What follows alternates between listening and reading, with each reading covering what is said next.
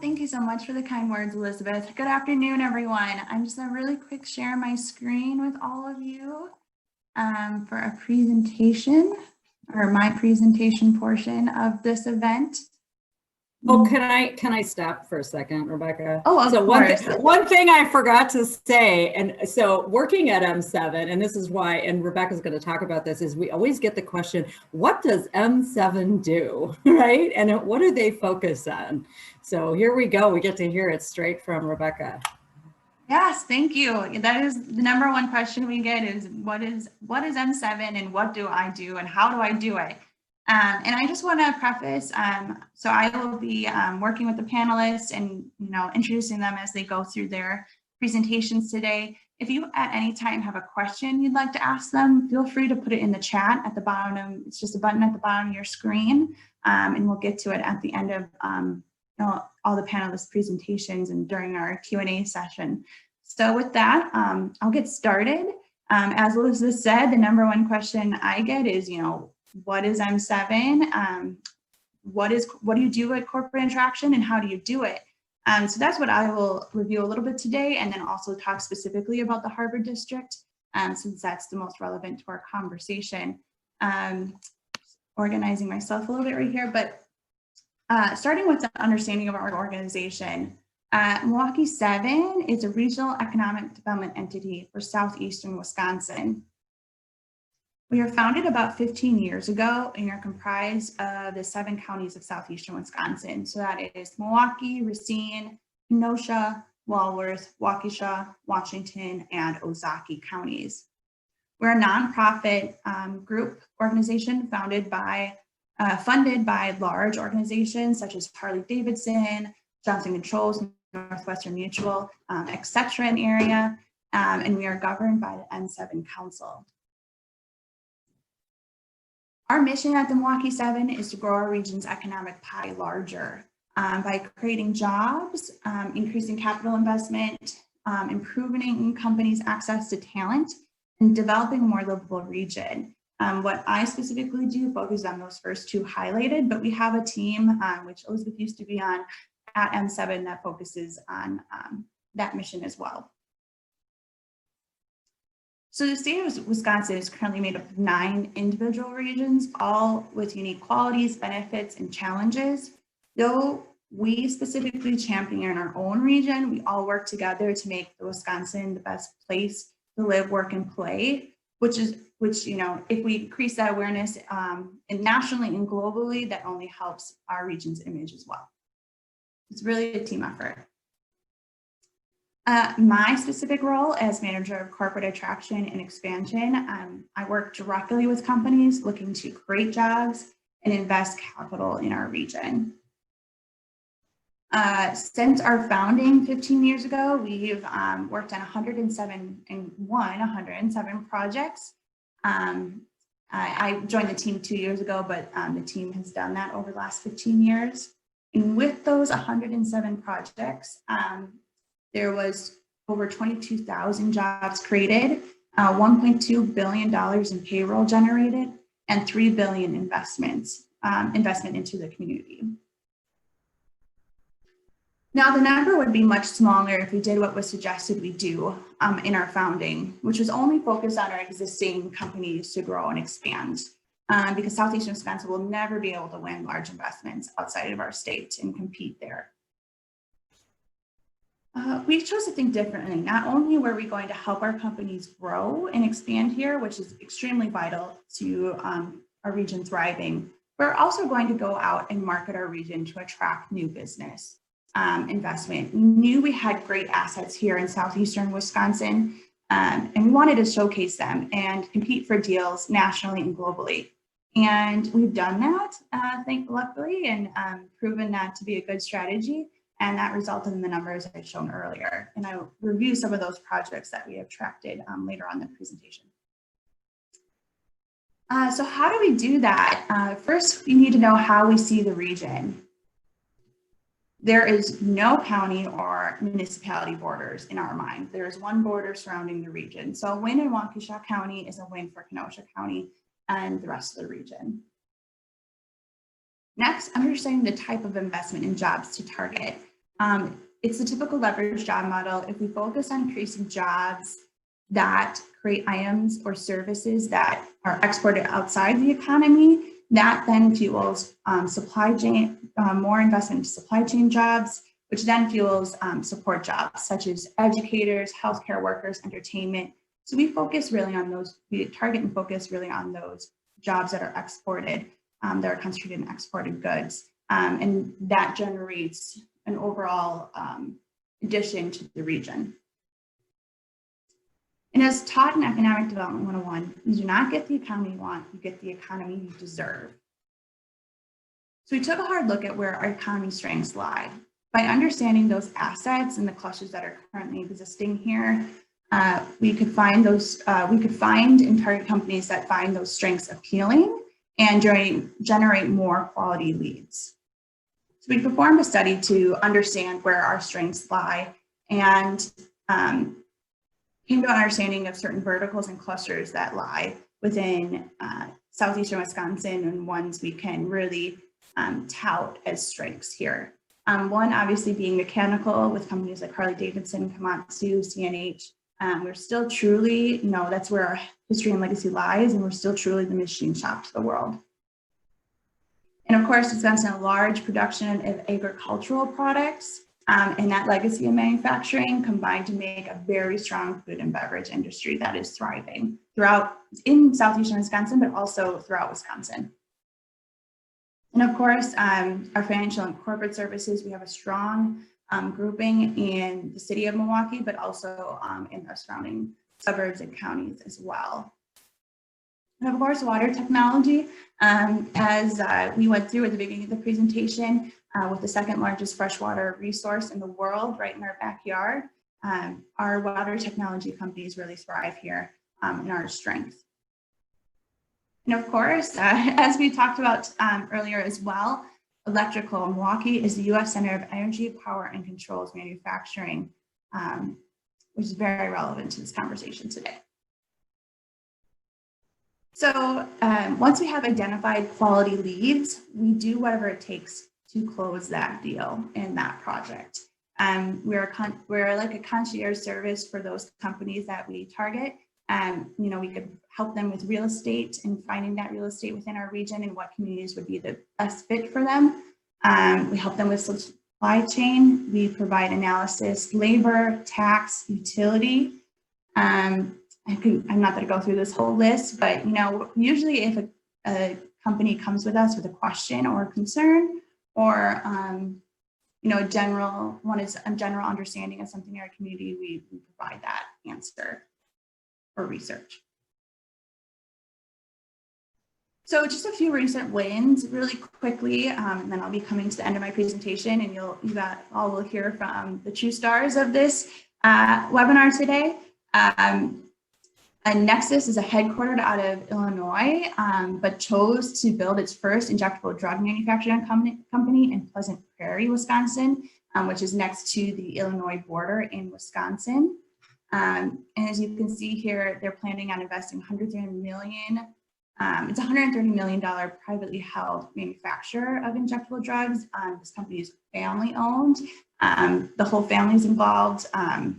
And they're just wonderful people, and we're very excited about their investment here in southeastern Wisconsin. Then if you go up 94 just a little bit, I'm sure you all recognize this delicious candy on your screen. Haribo will be building their first North American manufacturing company in Pleasant Prairie as well. They're headquartered out of Bonn, Germany, and they're the #1 selling gummy bear in the US. This is a rendering of their facility. Again, 400 employees, and they're going to make a lot of people happy who walk through their museum that you can see at this part of your screen. And then just to give you an idea of scale, this will be after their phase 2 of construction. And after that, that will be among the 3 largest confectionery plants in the US. So we're very excited about them. And lastly, Milwaukee Tool. They have been at the Brookfield location for a long time, and we started assisting them with their expansion plans when they had about 400 employees. I believe they're now up to 1,600 since 2011 was that growth. So they're growing very quickly. And last fall, they announced or I think it was a year ago today, they announced their second headquarter facility in Menominee Falls, which they will add 770 new jobs. We're very excited about that one as well. And of course, the Harbor District. We love the Harbor District. The new developments we are focused on in our conversation today are in the Harbor District. The amount of investment going into this area is significant, and M7 believes it will only increase in the coming year. And this is just the tip of the iceberg. And we're going to see a lot of change in the area. And now not only will the Harbor District be known for their water cluster, but there's a new trend emerging as well. The area is becoming a center of innovation and electronic componentry and controls, which is what our panel will be discussing today. So with that, I will stop sharing my screen, and I will introduce our first panelist. From Komatsu, Matt Bodry, Project Director and GM of the South Harbor Komatsu District.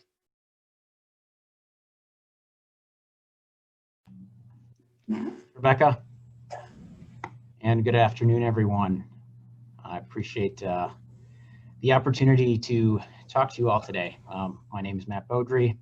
Like Rebecca mentioned, I'm the GM and Project Director for our South Harbor campus. Been with the organization about 10 years in various roles. And yes, very excited to talk to everyone today about Komatsu's focus on energy innovation. So our energy innovation journey really goes hand in hand with sustainability. Sustainability a major focus at Komatsu. And our corporate priorities not only tie into the products that we build, but also how we build them, including the energy that's used. So as you can see here, we've got significant CO2 reductions and increased renewable energy goals across the organization. And these are corporate-wide, but one of the major examples that I'll talk through today is that South Harbor campus development here in Milwaukee.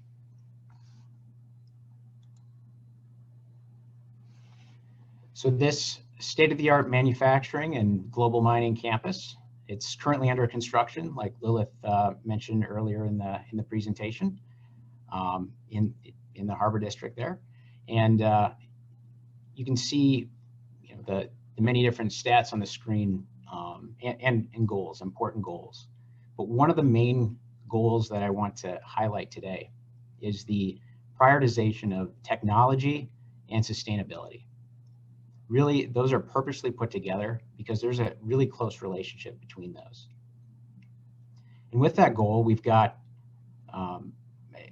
targets to reduce our energy consumption by 75% and reduce our water consumption by 80% compared to our current operations. So these are very ambitious goals, and we've been very fortunate to be working with a dedicated project team.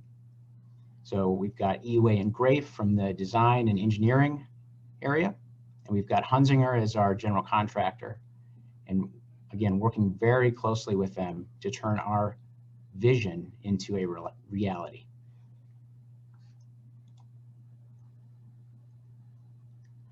So how we're doing this is really more of a multifaceted approach. You can see the wide range of areas here, and I'll go through each one of them on the screen. But first starting with the electrical and solar area, looking at energy consumption overall, we've really honed in on our processes, in our equipment, and our overall building envelope, where we'll actually reduce enough energy that it could power a subdivision of homes. So about 60 homes, which is pretty significant. We're excited about that. And then specifically looking at the renewable area, we'll have a solar array that will be installed on the manufacturing plant. So on that almost half million square feet of manufacturing plant, it's larger than a football field in size. And it's expandable even beyond that as well. And some additional renewables on the wind technology area. We're looking to harness some of the prevailing winds that we see at on the harbor there, with some installed wind spires. So these will be on the parking structure, very visible, and will generate electricity for the office building. In the water area, this is another major area, major focus, like I mentioned on the previous slide. But first, going through the office, we've got a gray water system that will actually capture rainwater throughout the year, and with the ability to capture more than a month's worth of rainwater, which is important for some of the drier summer months of the year, and then be able to store that, clean that, and then use that in our office restroom facilities. On the manufacturing side, a lot of water reduction here, and much of this is tied to the centralized closed loop cooling water system, and the cooling tower with that as well, which yields a tremendous reduction of processed water. When you look at the actual figures, it equates to just about an Olympic-sized swimming pool worth of water saved weekly just through this process. On the HVAC side, we're using high-efficiency chillers that will actually build ice in the tanks at night during off-peak electrical times, off-peak electrical usage hours, and creating that stored energy that can then be used during peak hours to minimize the strain on the grid. And then on the building automation side, something I think we're all familiar with, not in the office, in our homes with all of our smart connected devices and smart connected homes, integrating these smart controls really across the board as well. From the HVAC systems mentioned to the cooling water, to power monitoring, the gray water system mentioned, some pump level monitoring, a variety of different areas.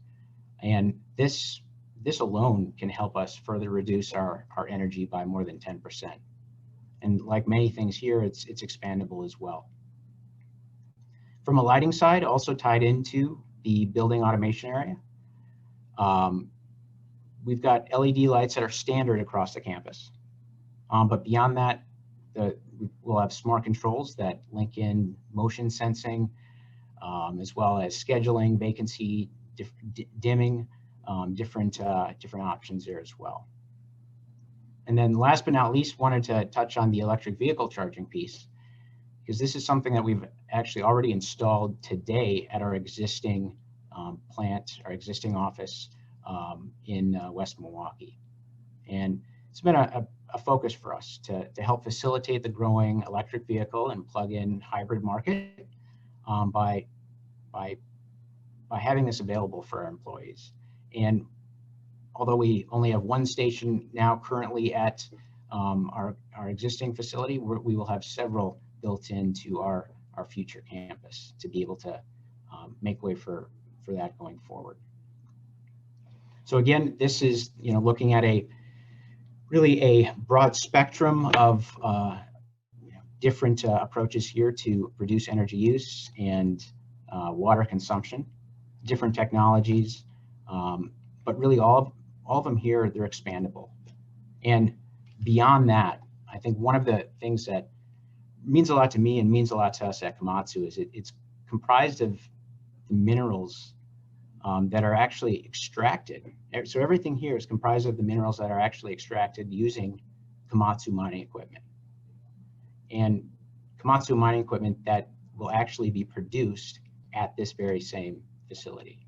So really kind of closing that life cycle. And that means a lot to us, and we're excited and continue to be excited about moving innovation forward for this facility, for this campus, for the Harbor District, the city, and the region and beyond. So thank you for your time, and I'll turn it back over to Rebecca. Thank you so much, Matt. Appreciate, we're very excited about Komatsu as well. I know Jim Page had worked on that project with you and the team, and he still talks about, the great team that's at Komatsu and the investment going into the Harbor District. So appreciate it. Next, and I just wanted a quick reminder, if you have any questions at any point during the panelist presentation, or you think of one that you'd like to ask at the end of the presentations, don't forget about the chat feature at the bottom of the screen. Next, I'd like to, RiteHite will be presenting. I'd like to welcome Sarah Everts and Ward Wojciechowski. I think I said his last name right, so perfect, to share and present with us today. Great, thanks, Rebecca. I'm Sarah Everts. I'm Director of Corporate Marketing and one of the people leading our team on our new building project. Hey everyone, pleasure to be with you today. My name is Ward Wojciechowski, and I am the Director of Distribution Development and Campus Development. So my roles are, from a distribution development, I'm the sales trainer. So I'm located here at our sales academy and train and help train, facilitate the training of all new salespeople and ongoing education for our sales force. Sarah and I, about a year and a half ago, were asked to lead our company, represent our company with our new campus that we are building. So she and I are, we're not getting paid twice as much, but I think our plate is twice as full these days. So that's a little bit of the introduction. We're going to talk a little bit about our energy solutions and how they may be of interest to this group and others. And then, of course, share a little bit about our global headquarters. Next slide, please, Sarah. So RiteHite, we were founded 55 years ago right here in Milwaukee, Wisconsin in 1965. From our humble beginnings of about 10 employees, we've grown. And we currently have 3 manufacturing plants here in the United States. Globally, we have another 5 or 6 manufacturing plants for a total of over 2,300 employees, represented by 85 rep organizations. Next slide, please. I'm not going to go through this whole list, but here are kind of a listing of our product categories. I'm going to highlight a few of them. One is loading dock levelers. And Sarah, if you can kind of point those out, those are those dock plates. So back in 1965, that's all we were doing are those dock plates. They're hinged in the rear and they can float up and down. Whether it's a tall trailer or a short trailer, we make it the right height. And that's our namesake. In 1980, we came out with a product called Dock Lock, which is a locking device. You can see that trailer parked on the outside of the building that's actually locked into against the wall, of course, from a safety standpoint to minimize an early departure. But from an energy conservation standpoint, we keep it snug against the wall so it can't float away and create air gaps. We also have dock seals, so those black seals that you see around the perimeter of the doors.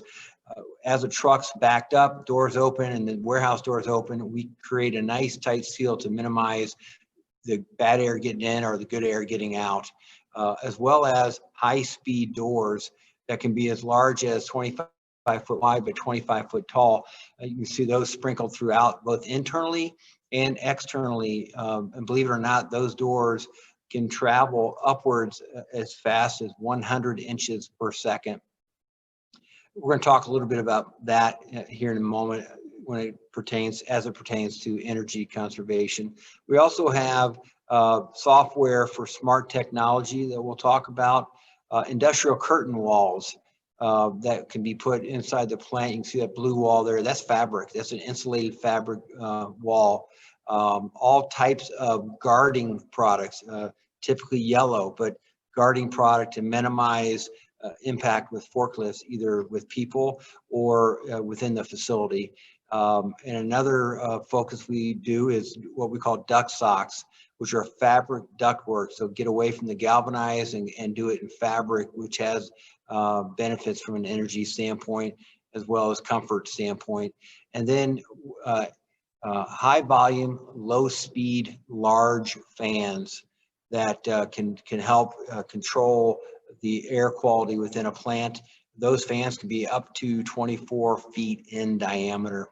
Next slide, please, Sarah.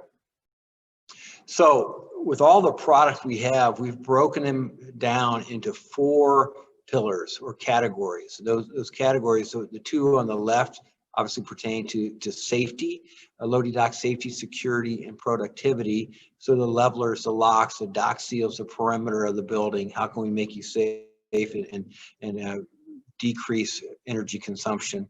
In plant safety, again, barriers to help protect against the accident within the plant. The 2 on the right, we're going to slow it down just a little bit in the time that we have and talk about environmental separation and control. Again, one area from another, or the outside from the inside, and then energy savings products that can also fit into the separation and control category. But many of our energy savings products have a return on investment of less than 2 years, some less than 1 year. Next slide, please. So, RiteHite Energy Solutions, we're going to talk about environmental control at the loading dock, separating environments inside the facility, destratification, air dispersion, and then industrial Internet of Things, IIoT. Next slide. So environmental control at the loading dock. You can see in this illustration, the forklift going into the trailer. We want to minimize that bad air getting in, the debris getting in, potential pests getting in. And even with a standard type dock seal, typically the white light or the airflow that can still come through that door, believe it or not, is a minimum of 2 foot by a 2 foot hole in your building wall. It equates to that. So imagine if you've got 10 loading dock doors with activity going in and out, the airflow coming in can be quite extensive, and the energy consumption or energy loss can also be quite extensive as well. So our products are designed to help reduce those costs. Next slide. Separating environments, whether it's from the outside to the inside or internally within your building. If you look at the illustration on the left, that is our ZoneWorks fabrics. Those fabric panels are 5 foot wide. They're Velcroed together, and then they're whatever height your facility would be. We can isolate a process. We can create a particular air temperature or lack of, if humidity is a problem, we can get reduce or get rid of that humidity. We can also integrate our high-speed doors right into that. And again, the idea, as Mom told us when we were kids, shut the door, is to keep the door closed. So the idea with those doors is it opens quickly, a forklift or a pallet jack passes through, and it comes down very quickly to minimize the airflow transfer. Also, our high-speed doors can be exterior or interior, say in the photo on the right, where the photographer is on this side of the door where it's ambient, and on the other side it is a cooler, or it's a freezer, or there's a tremendous need for less humid air. So whatever that is, our intent is to keep that door closed. They open automatically as the forklift approaches, close automatically after that forklift has departed. Next slide, please. So destratification. If you look at the 2 photos at the top, those are our fans, and of course the diameter 16, 18 up to 24 feet in diameter. And the idea of stratification, of course, if you look at the before photo, hot air rises, and when hot air rises, where are we as human beings? We're down low where the cold air is. So of course in the summer months we need to cool it, in the winter months we need to heat it. Our thermostats are down low as well. So when that thermostat drops below a certain temperature, typically 72 to 70 degrees, what happens? the heating unit turns on, kicks on.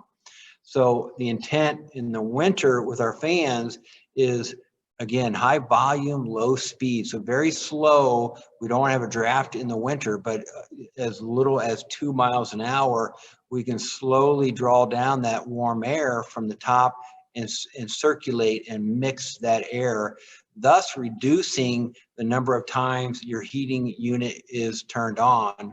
And in many cases, almost up to 50% reduction in the heater turning on. And of course, the return on that investment with these fans is quite significant. In some cases, less than a year. Next slide, please.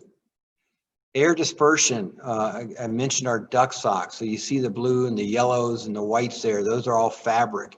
They're perforated, so it's an even disbursement of the air and flow of the air. And we put these everywhere. They go in airports. They go in warehouses, manufacturing facilities, offices. Photo on the right is a car dealership. Down low, you can see a fitness center, and then decoratively in lobbies of facilities that blend right in with the decor. Next slide. Smart technology, IIoT. Many of our products are capable of collecting data from certain events, whether it's a proper event or an improper event, such as with our dock locks. Is it locked while that door is open? If it's unlocked while it's open, that could be a problem. And in real time, collect that data and get it in the hands of the right people who can investigate and see what's going on. From an energy standpoint with our doors, doors are left open, of course, the transfer of energy is quite excessive. And again, in real time, managers can see, hey, we got a door open on the other side of the plant. Let's go investigate what's going on, or why is that door open? So we collect that data and can determine a certain shift. Maybe a certain shift, the door is open more than another. Why is that? Is it time from a training standpoint that we need to retrain our employees on the use of these doors? But that can help reduce energy costs significantly by monitoring the activities of your doors. Next slide. This is a fun part here for us. This is our new home at Reed Street Yards. It's literally a stone's throw away in Walker's Point, a stone's throw away from the Harbor District. And I'm not sure if you're familiar with this plot of land or not, but this is a 10-acre site that we were fortunate enough to purchase. Currently, we're located up in Brown Deer, Wisconsin. 2 of our facilities are in Brown Deer, another facility on the west side of Milwaukee, and a third that Sarah and I are in just for the last few years in the 3rd Ward. So we have 4 facilities that will be coming down to this area and be on the banks of the Menominee Rivers in the summer of 2022. So we're really, really excited. And when we are ready to move in, next slide, Pete, please, Sarah. Here's what we'll have. We'll have our corporate offices, which are on the right or on the north side of the parcel. We'll have a skywalk leading over to our tech building where our engineers and technicians are located. Our project mission is to build a new global headquarter campus to bring all of those facilities into one and have a space for future growth. Right now, we're busting at the seams, and this is going to give us the opportunity for future growth for the next 30 to 40 years. So we're very excited. Next slide, please. Our project goal is to be a company of choice in Milwaukee and provide a world-class learning and innovation center for our customers and our employees. And through our investigation, we're a suburban company with obviously a lot of suburban employees that most are excited. Some are a little nervous because they're not as familiar with downtown, but we felt to have a world-class headquarters, it had to be, in the downtown area. And we're just so excited that we have an opportunity with the Walker's Point area, and just can't 22 can't come soon enough for us. So we're really, really looking forward to it. I think that's it. Or is there more? Oh, there is more. I'm sorry. A few things that I wanted to share regarding what we're doing to minimize our carbon footprint. One, the fabric duct socks that we talked about. We have an underfloor air dispersion system within duct socks that all the airflow can happen underneath and come up. So with air coming upward, it takes less to cool employees. And of course, the stratification of air, if we can take the warm air and flow it underneath and bring it up, the reduction of energy needed for this can be upwards to 25%. So we feel we're putting our money where our mouth is of products that we provide by utilizing them ourselves. And our tech building, this is just a photo of solar panels that we will have throughout our tech building to help reduce our energy consumption by using natural light. So that's what we had to offer today. Again, a pleasure to be with you. My name is Ward Ojahowski, along with Sarah Everts, and we look forward to the panel discussion. Thank you, Ward. It's your presentation, and I haven't seen the renderings for your building yet, so it's truly a beautiful space, and thank you. Very happy to have you in our backyard. We visit the water center very often, so it'll be a nice drive to visit them there. And thanks, Rebecca. Great. Well, thank you so much. Next up, we have HGA Architects. I'd like to welcome and invite Jim Shields, Design Principal, and Susan Ferris, Energy and Infrastructure Market Sector Leader, to present. Good afternoon. Can we screen share here? Yes, you should be able to. Great, thank you. Perfect. How's that working? Great.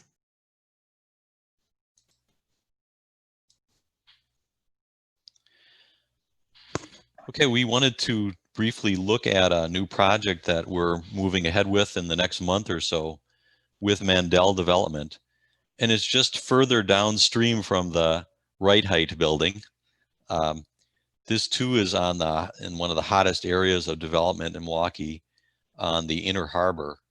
And we're looking here to the south with Jones Island in the upper left-hand corner and the passage out to Lake Michigan here. This is the swing bridge, and the third ward is on the left-hand side of the screen. Mandel Development has put together a number of acres here over a 20-year period. For example, right now this site is occupied by one of the last remaining vacant old grain silos, about a 10-story concrete grain silo by the swing bridge. This is South Water Street, and this is Florida, for example. But they've put together about 5 or 6 different parcels over time, and we're talking about building a hotel, a new apartment building, a large one, a new office building, a second inland apartment building, and a parking structure, and a place for a public market that they want to call the Harbor Market. This plan shows where that's occurring. The third ward is to the upper right.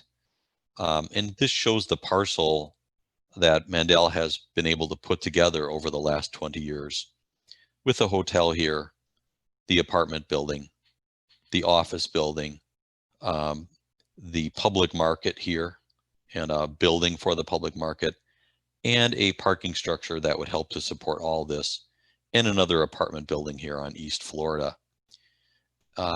South Water is an existing street, as is Florida, but we're bringing in some street stubs, one of them existing here, that allow the fabric of the city to come down to the water.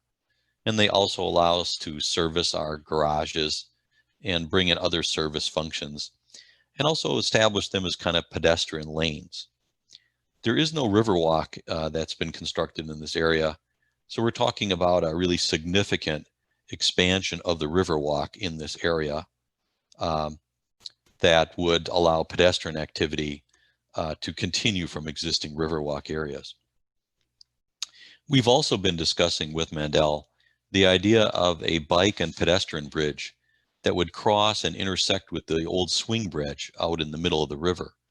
And this would allow bike connection and pedestrian connection between this area, Walker's Point or the 5th Ward, and the rampaging successful development of the 3rd Ward here, and making that connection.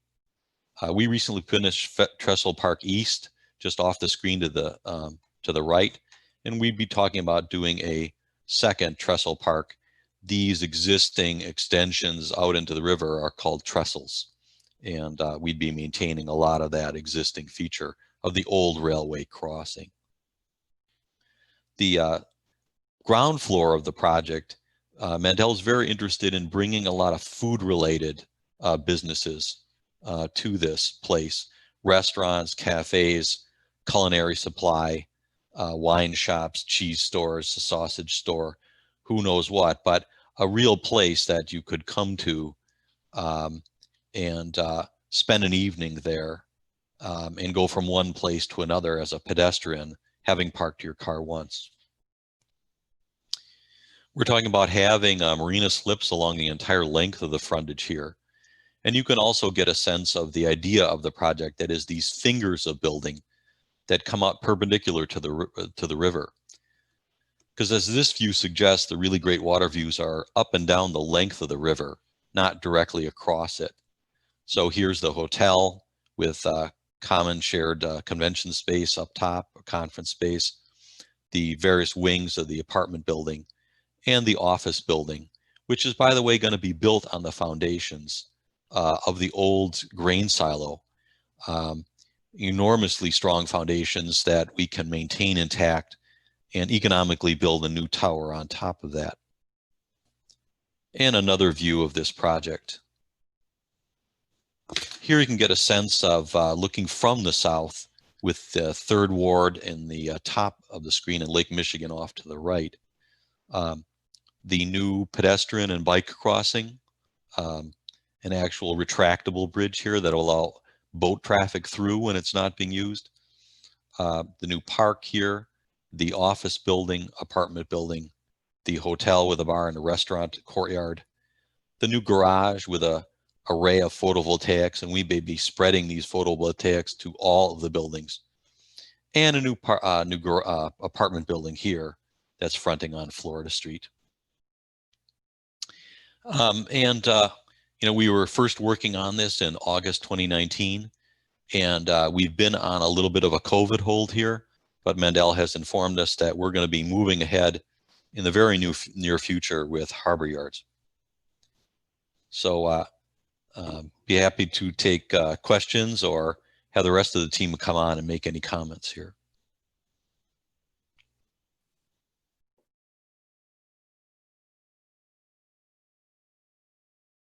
Thanks, Jim.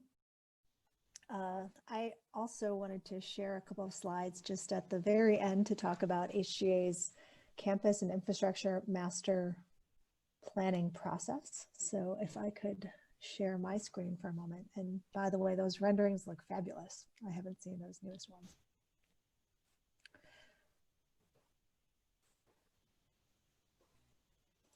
And a lot of this has, I think, been covered by previous presenters. Can you see my screen? Yes. Okay.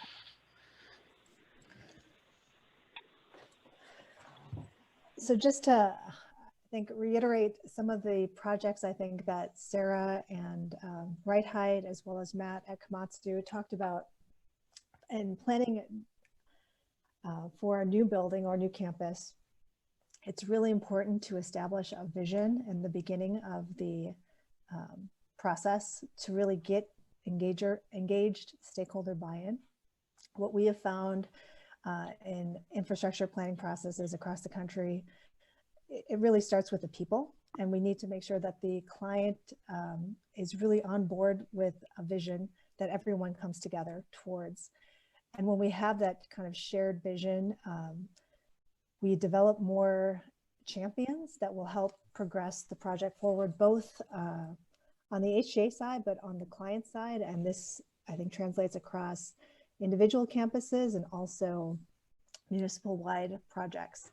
I was going to step away for a second from the Harbor Yard discussion, and I just wanted to show a recent example of what we've done for campus infrastructure planning in the state.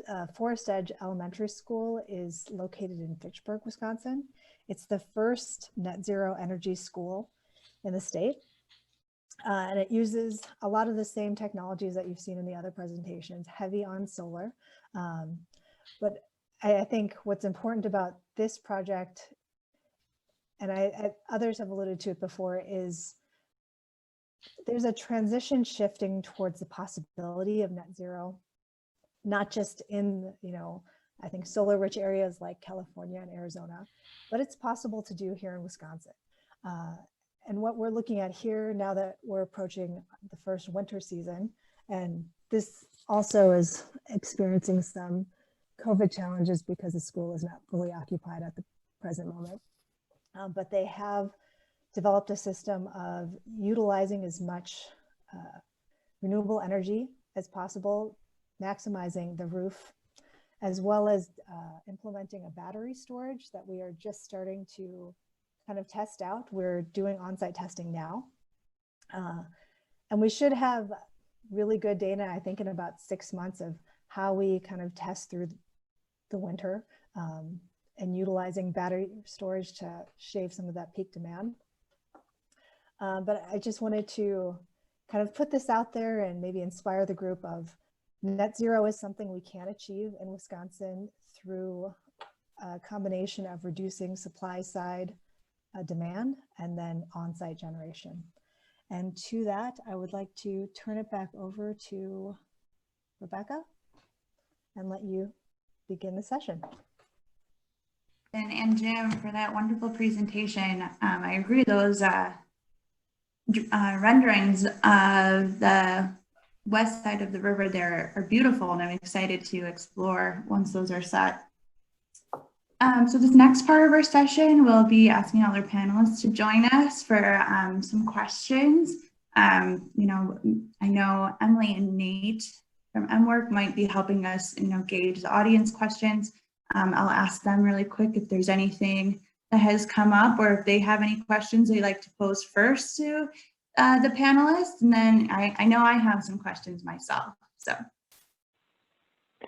Yeah, thank you, Rebecca, and thanks to all the panelists. I want to say, first of all, Elizabeth, let's make sure that MWork has an event at that top floor space there that Jim was talking about. That's got to be that's got to be amazing. And maybe we can have a whole separate event just to talk about that retractable pedestrian bridge too. That seems, what an incredible landmark that's going to be.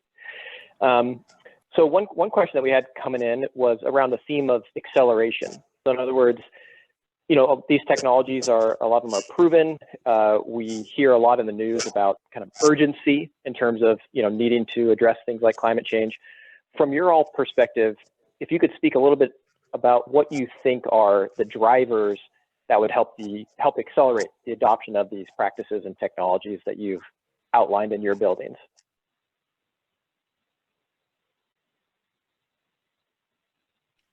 Rebecca, I'll maybe let you choose who to go first. Yeah, let's just go in order of the presentations for this first round. Matt, if you have anything to add, I'd love to hear from you. Sure. I guess when we look at the technologies and kind of the acceleration piece, maybe tying it into the future of mining, since that ties into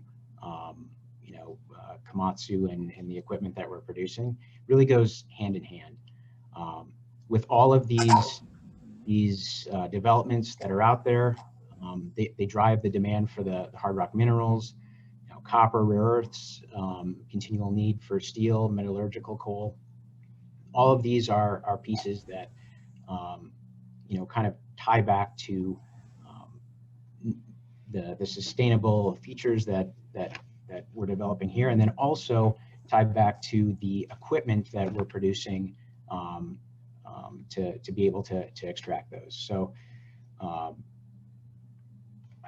think part of that is just basically saying that they kind of go hand in hand, and having the equipment that's technology focused to be able to extract those is important to that. Great, thank you. Warden Sarah? I can take that one. We're still a little early on in some of our project and things, and I thought it was great, Matt, you brought up the electric vehicles. I'm pretty sure we're going to have stations for our electric vehicles as well. But the underfloor air dispersion that we talked about, Ward showed you, also came from a desire to make sure our building, because it's offices for the most part, are safe, and have the best air possible for our employees when you think about the whole COVID thing and everybody coming back to the office. So that was one of the things that drove that decision for us as well. And I think the solar panels are definitely, when you think about, where we're located and the great amount of sun, it's very interesting to see everybody's got those built in, just certainly affecting the environment, but also, just the cost that it is to heat and cool a building or buildings of that size for our side of the thing. Thank you. Jim and Susan? We have California offices, actually 4 of them, 4 HGA offices out there, and those offices have started to see new urban regulations in certain areas. And two of our offices are now in areas where they're not allowing future natural gas hookups for new buildings.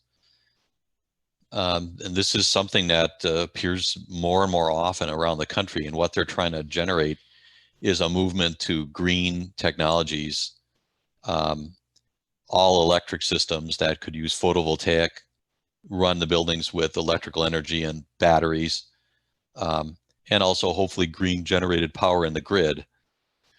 That movement hasn't come here, but boy, it's coming to the rest of the country. And when it might occur, maybe sooner than we all think. And that's really gonna, if you can't attach natural gas to your new building like Harbor Yards, we'd definitely be finding another way. Great, thank you. Were there any other questions from the audience? I'll jump in with a few myself. Yeah, why don't you go ahead, Rebecca? Okay, great, perfect. So I guess my first question, and mine is around innovation and economic development in the Harbor District in Milwaukee. But my first question for all 3 organizations on the call today is, why did your company choose Milwaukee, specifically the Harbor District? Was there anything specific that really drew you to that area, or Milwaukee region in general? And maybe we'll go backwards this time with Jim and Susan, if you don't mind. Well, our office, HGA's office, is directly across the river from Harbor Yards. Mm-hmm. So it's going to make site visits a lot easier for me, which is great as an old handicap guy. But I think in terms of Mandel's property acquisition and our interest in the Harbor District, there's this love of the waterfront. In HGA, to watch the boats go by in spring, summer, and fall, it's just fantastic. The light off of the river flickering into our building. We grew and kicked Mandel out, and they're downtown right now, and they miss the river horribly. So they're building that office building so they can have a floor and get back to the Harbor District. For RiteHite, I can tell you that our main drive, and we've been in Milwaukee. Sorry, we've been in Milwaukee for our whole existence, but we really see, there's a lot of retirements and changes that are happening, I think, in our company and probably everybody's company. And we basically look at it as part of a recruiting tool as well. Being downtown, being in a very desirable location with water views, having a really awesome place to come to work with great amenities at our campus, but also in the area is really important to us. So we just know for our future growth and ongoing viability that having great talent who want to come and work for us, which a lot of people want to come and work for us because we're so great anyway, but just, you know, to kind of put the cap on all that, and having this great location is a big motivation for us. Thank you. And from the Komatsu side, similar to what Sarah mentioned as far as, you know, RiteHite having some history here. You know, Komatsu going back, P&H, Harnisch-Fager, you know, we go back 136 years here in Milwaukee. So we definitely have a history here. In fact, our new facility just blocks away from where we were founded. So that was a big part of it. But all that being said, you know, when we look, you know, years back, a few years back, when we looked at the future of, you know, where a facility would be, a lot of it really started with the coordination and alignment at different levels of you know, the government of the region. So coordination with the state, with WEDC, with M7 from a regional side as well, the city level with the mayor and DCD, to really find out where, you know, can we match the vision of the region, and that vision really was committed to maintaining a manufacturing focus here, and that aligned very closely with the Komatsu focus as well. So it was a natural kind of continuation of our history here in Milwaukee that kept us here, and, you know, got us excited for you know, staying here generations going forward. Specific to the Harbor District and in that area, you know, a lot of it, you look at Harbor District's vision of connecting people, supporting healthy, you know, business community and quality of the environment. And Lilith touched on a lot of those. Those also align with Komatsu's values, and the work that's been done to make it a, you know, vibrant place to work, live, and play. That is important for our employees, important for the community. Those kind of things go hand in hand. And then just, I guess, a couple other items more maybe from the, you know, the business side of it. The location, transportation wise, where we're located, you've got the interstate, you've got rail, you've got the port access. All of those very, very important. And they connect us not just globally, but with the supply chain network that is so strong in Southeast Wisconsin. I think, if I may, a key driver for RiteHite is, Matt, as you mentioned, the logistics. For us, now being 12 minutes from the airport, we have many customers that visit us at corporate for education and for training. I'm in charge of our sales training, so we have associates come from globally, from all over the world, and to be able to in and out quickly to the airport, and from an entertainment standpoint, you can't beat what we have in Third Ward, Walker's Point, the Harbor District, and what a great way to represent our city to our guests coming in from all over the world. Thank you all. Yeah, great answers, and excited to have you all. I guess my next question, Sarah, you had mentioned this, and Matt a little bit, you know, workforce is a really hot topic in the region. You know, you can't go anywhere without a company talking about the workforce and talent. How do you view the talent here in Southeastern Wisconsin? And are you working with any, you know, organizations or training programs? Ward, I know you mentioned the training program. Are you doing anything different to, you know, attract talent or, you know, train talent, or anything specific in that area? Maybe Sarah, since you had mentioned workforce, you could start, Sarah and Ward. Sure. You know, it's interesting. RiteHite has 2,300 employees, but that's around the world. So here in Milwaukee, we're actually expecting to have about 300. So in some respects, from our company, we're not, you know, everybody's not here. But we do have our corporate offices and our leadership groups, and we have R&D. One of our R&D groups is here. But I think just in general, we're not necessarily doing anything special from, you know, recruiting here in Milwaukee. We do a lot of recruiting efforts from all around the country and for different kinds of jobs. And that's part of our challenge too, is we have many different kinds of jobs that we try to fill. So I'm not sure I could say we're doing anything hugely different, but we certainly do want to have a great place, because we bring a lot of candidates to Milwaukee, and it's really part of our culture.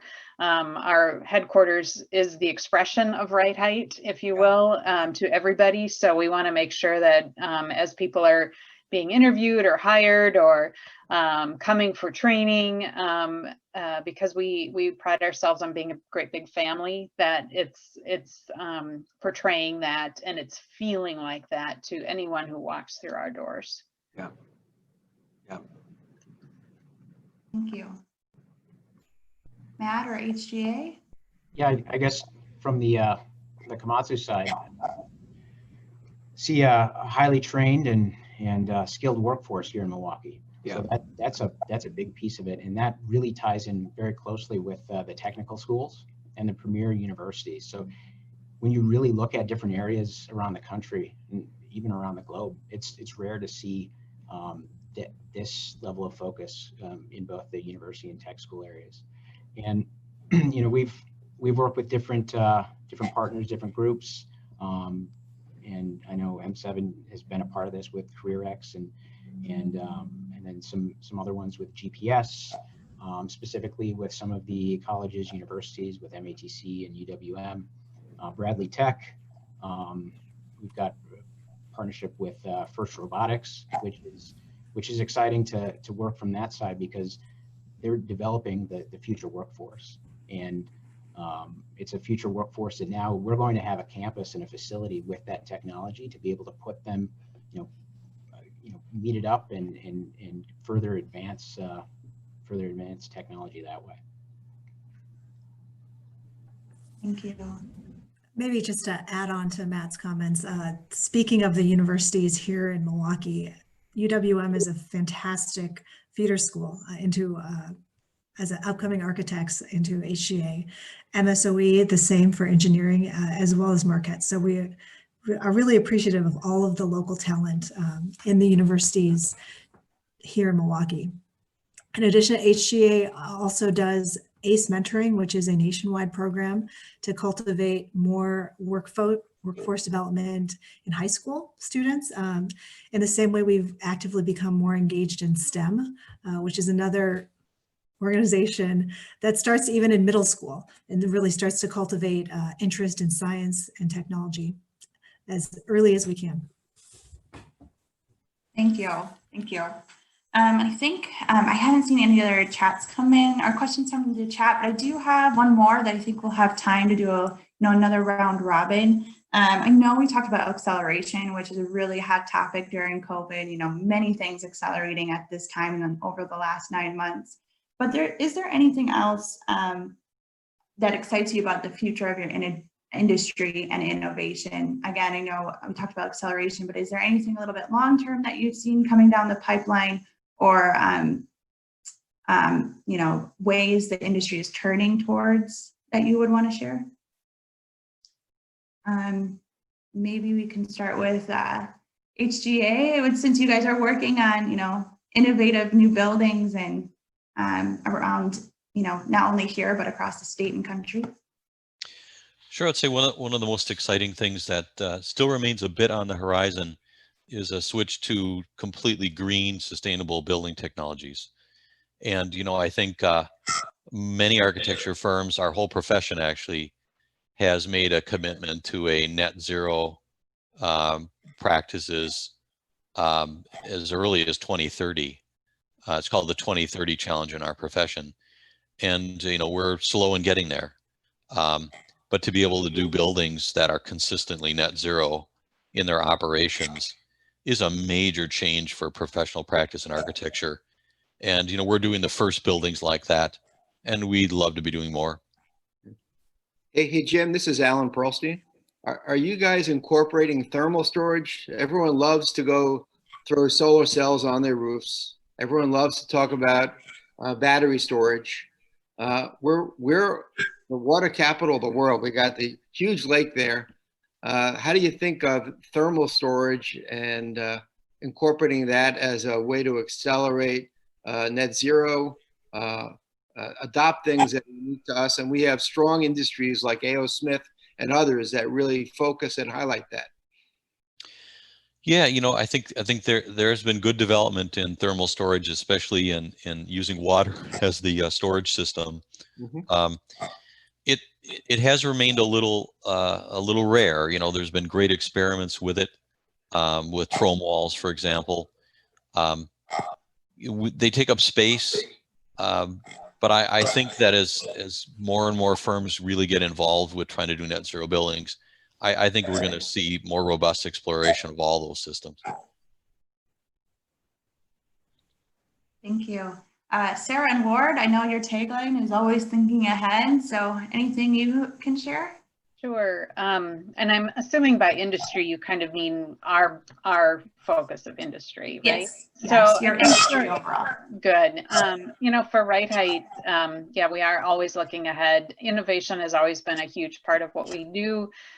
So besides product and service innovation and improvements, we're responding to, I think, what's happening out there in the world today with e-commerce. I mean, you can't hear it, a day doesn't go by when we don't talk about Amazon, or, everybody's ordering stuff online, Black Friday and Cyber Monday, and now all the shipping stuff is, behind. And that's where, we're directly in that lane with our customers. Earlier in the year, it was all about the supply chain and getting stuff to the grocery stores and food manufacturers and all that. And those are all our customers. So we're all about listening to them, understanding what they need, trying to respond to their needs as fast as possible. And I just think that is just going to accelerate this pandemic and quarantine, and all these new things that are part of our lives today will change us, have changed us. And,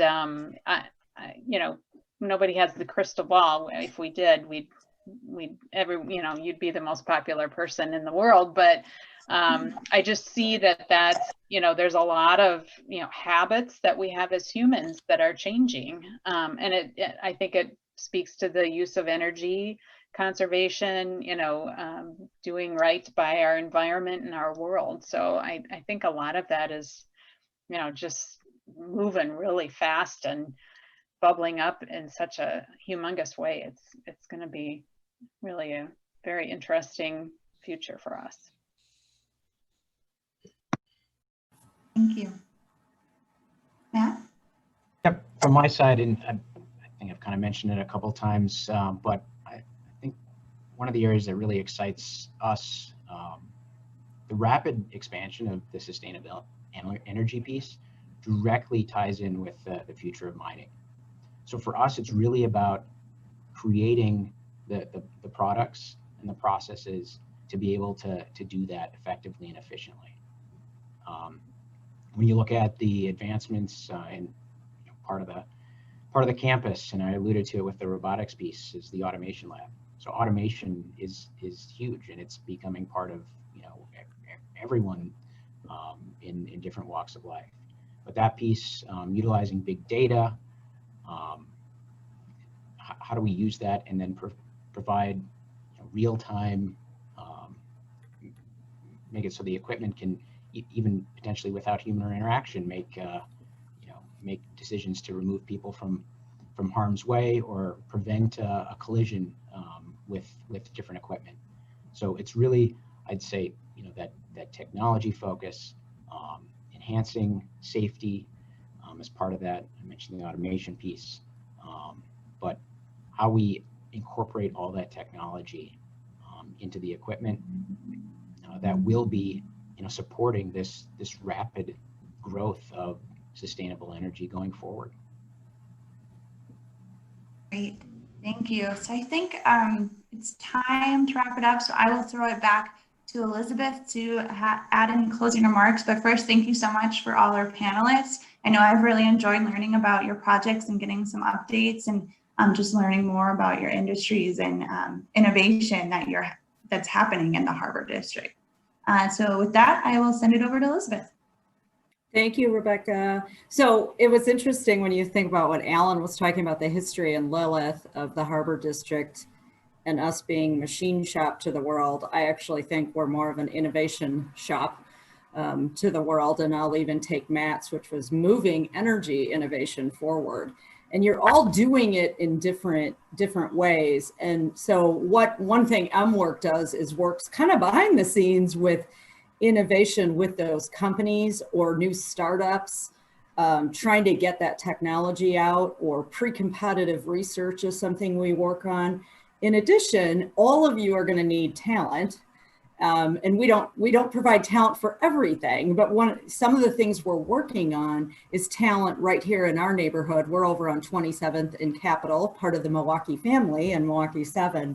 But we're looking at the new talent that has to build that, design it, sell it for the coach there, and even fix it. So all of those new innovations really kind of paves the way for new talent, and that's something else that we work on. So thank you all. We do have a question though. So Nate, are you going to come on screen and do your question for the chat? And that'll be our last wrap up. Well, so just to say that this event, thank you all for participating in number one, but this event came from a previous event where somebody had said, gosh, it would be really neat to hear from campus size projects about what they're doing in terms of energy efficiency. And so that led us sort of down a rabbit hole to discover all these things that were happening in the Harbor District. And so, you know, at this point, if anybody on the call has another topic, you know, that you'd love to see us form a panel around, if you want to throw that in the chat, just as kind of Elizabeth wraps up, that'd be great. We'd love to sort of build future programming around topics that interest you. I would say you have to come up with one.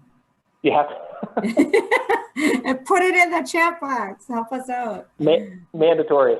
Mandatory. I like mandatory. Alan, are you still there? Did you want anything else while we're getting some chats? The only thing I'd challenge everybody to think about is the talent is pretty dispersed in this region, and the available pool of talent is probably in areas that are not contiguous with the 3rd and 5th wards. And where MWorks facility is, there is a ton of talent, and how to ensure there's both transportation, skill sets, availability to continue the growth and development of the city of Milwaukee. No neighborhood should be left behind. You know, MWork is training people right where the unemployed are, and then how to get access to the 3rd and 5th wards is very important. I worked in a shipyard for 20 years. One of the ways we got talent was we created van pools that went around the state of Connecticut and had people come into the shipyard from the dispersed areas. Creative ways that companies could draw talent from areas of the unemployed to where the work is, and or put your plants where the talent is. But either way, that's really a challenge that this city is going to continue to face. I love that the 3rd and 5th wards are growing and developing. I just worry that, are we making sure we have a path forward to grow and get access for talent that is currently underutilized and unemployed?